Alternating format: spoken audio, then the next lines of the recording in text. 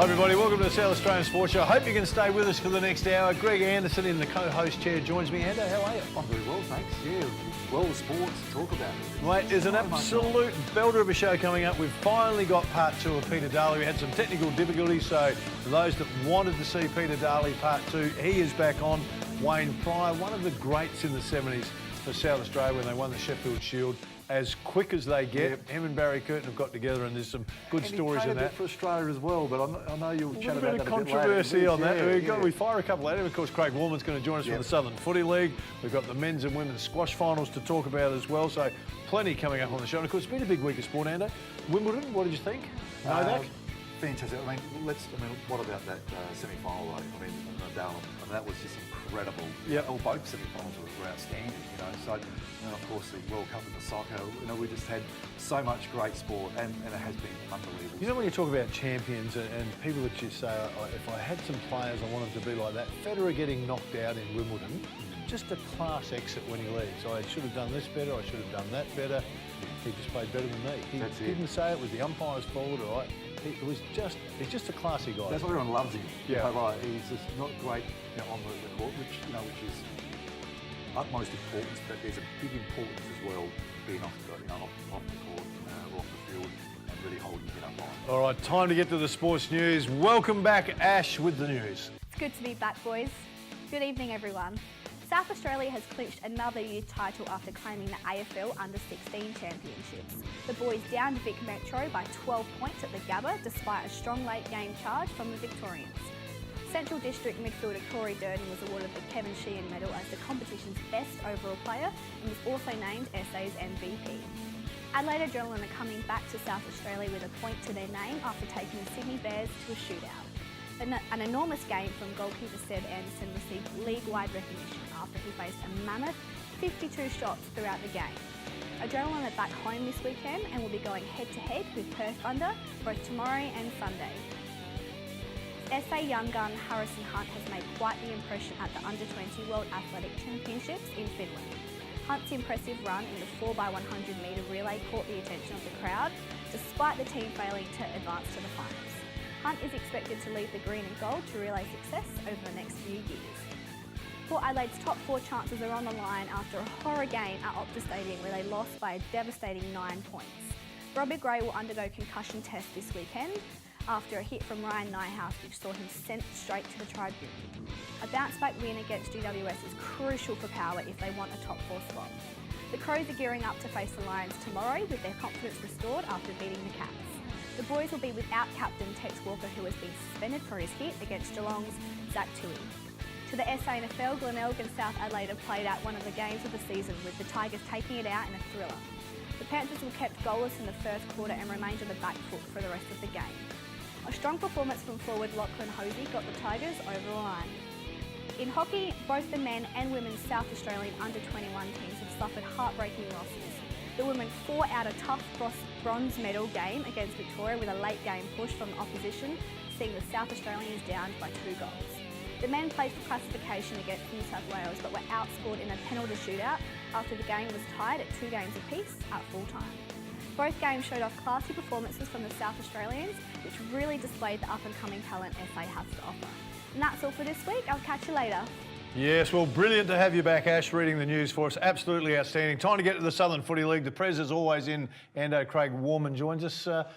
Couple of upsets last weekend. It was a ripping round. Terrific game of footy all round. We had the night game, of course, couple of upsets. Yeah. So, yeah, it was... gives Cove a chance, mate. We can't keep talking about Cove every time Ando and Kurtz are on the show, mate. Nah. But Norlunga Flaggies, what a game. Oh, terrific. 3 points. Yeah, first versus third. Norlunga, as we know, are always hard to beat down there. And to be honest, Flaggies never looked like it for 3 quarters. Norlunga all over the top of them. 3-quarter time, kicked into gear, and away they went. Chrissy's Ranella, another really, Billy's happy. Poised to be Betty is. Betty is poised to be a great game, and it was. It was terrific. A dozen points. Yeah, and puts a bit of life back into Ranella. They had a couple of really bad weeks, but it puts a bit of life in the whole ladder structure, especially between 8th and 4th now. It's so close. It is very much so. Yeah. So, and of course, the surprise of the round was the night game out at Happy Valley, where Happy Valley knocked off Porties, who were fourth at that stage. Successful night though? It was, yeah, okay. Terrific night. And again, it's something that a lot of our clubs will look to do in the future. Not a lot goes on Friday nights down our way, so if there's a footy game on, you can bet there's going to be a fair crowd. Mate, I'd like to talk about Cove with their percentage win over Aldinga, so we'll just gloss over that because Ando's always plugging Cove on the show, mate. Ranella, my team, bounced up, so I'm happy. Noarlunga, though, took it right up to Flagstaff at home. Yeah, just got them in the end. Flaggies keep finding a way to win, don't they? And again, when you look at the injuries that they still currently have and players to come back into that side, again, it all bodes well for the favouritism that they should have at this stage for the flag. Mate, it is a big weekend. We'll get to Saturday's games, but Sunday is a monster day. Hall of Fame. Yeah, for the Southern Footy League, we in 2007 we kicked off our Hall of Fame. This year we're inducting a further 5, so it'll go from 96 to 100, and some absolutely interesting characters that are going to be inducted on Sunday. My 4 years at Cove, any chance there at all? No. None at all? None. Hang on. No. Sorry, I'm just back in the present. Hey, mate, we're talking about it off air. The 5 inductees, they're kind of interwoven in a way. It's a really unique situation, isn't it is. Hank Middleton is inductee number 96. He's been head trainer at the Happy Valley Footy Club for about 27 years. Not in the best of health at the moment, but he gets a Guernsey as number 9. They just had a function 96. A couple of weeks ago for him, didn't they? Yeah, they named the medical room after him. Hank Middleton trainer's room. Going to make it to the function? Yes, he is. So that's terrific. So we'll redo that for him on that particular day. The next bloke is a bloke from down in the wine country of McLaren Vale, Lex Trifford, big ruckman, and the story with Lex is he probably spent more time in the tribunal room than out on the football field. So he's got some interesting stories to relay there for the people that turn up on Sunday. Number 98 will be a bloke by the name of Kevin Wright from the Ranella Football Club. And this is where it gets really interesting. He played association football for Southern Footy League in 1957. The captain coach of that side was a bloke by the name of Darcy Cox, who played for North Adelaide before he came and captain coached Ranella. Won 2 premierships at North Adelaide, and was the second one of those premierships was when Ian McKay took that big mark over Pat Hall in the 1952 grand final. So Darcy's 88 years of age, so he's still going to come down because he was the coach of the association side, but also coach of the Ranella side, which Kevin played in. 99 is a long-standing stalwart of the Southern Footy League, Dave Willoughby at Ranella. He's been the treasurer there and canteen manager for about 30 years. So Willow gets a jumper. And number 100 is going to be a posthumous one for a bloke by the name of Horry Leaker. Now, he's a very interesting story. He played in 7 Aldinga premierships back in the late 20s, early 30s. Yep. In between that, he played in the 1926 Sturt Premiership side here in Adelaide, then had a couple of seasons at South Adelaide. In 1957, he was the president of the league when Darcy Cox and Kevin Wright were part of that association team. So Horry's in that particular photo as well.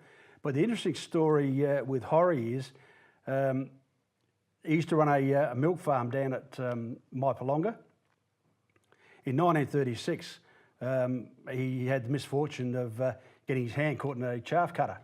So he then continues to play for the next 10 years at local level at Aldinga with one arm.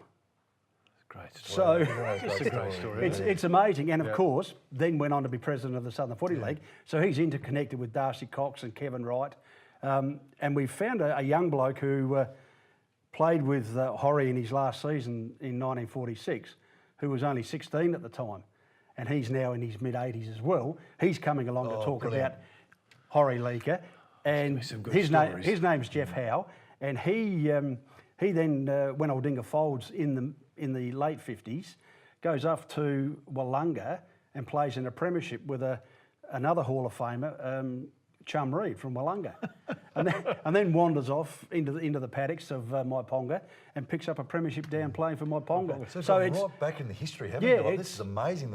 It's going to be a very interesting day. So Sunday midday, it starts at Hackham, Hackham Footy Club. Yep. Tickets are still available, so It's 120 sold at the moment. There's still room for some more. So start at midday, finish about what time? Midnight. With all of these blokes going and their stories to be told, mate, it could be a long afternoon. Midnight Monday. Yeah.